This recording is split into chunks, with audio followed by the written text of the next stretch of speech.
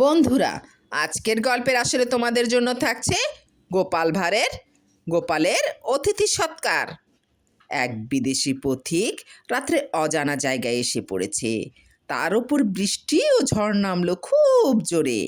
এই ঘন অন্ধকারে মাঝে মাঝে বিদ্যুৎ চমকাচ্ছে।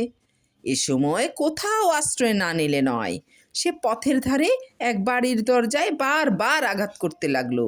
এই গৃহস্বামীটি হচ্ছেন গোপাল। তিনি ওপর থেকে জানালা খুলে জিজ্ঞাসা করলেন, কে হে বাপু, তুমি এত রাতে কড়া নাড়ানাড়ি করছো কেন? পথিক তখন গোপালকে বলল, আগে আমি বহুদূর থেকে আসিয়াছি। বিদেশি পথিক। গোপাল তখন বলল, এখানে আপনার কি চাই? পথিক তখন বলল, রাত্রিটা এখানে থাকতে চাই মহাশয়। গোপাল তখন বলল, থাকতে পারো এখানে, তার জন্য আমাকে ডাকবার কোনো দরকার ছিল না তো।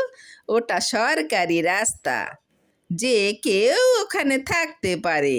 বাড়ির বাইরের এই আশ্রয়টুকুর জন্য প্রার্থনার কোনো প্রয়োজনই বা কি? না না, আমার কোনো আপত্তি নাই, তুমি নিশ্চিন্ত মনে থাকতে পারো। কিন্তু পরে সেই পথিককে আদর করে ঘরে ডেকে নিয়ে খেতে ও আশ্রয় দিয়ে এবং শুকনো কাপড় চোপড় দিয়ে তার সেদিন বহু উপকার করেছিল।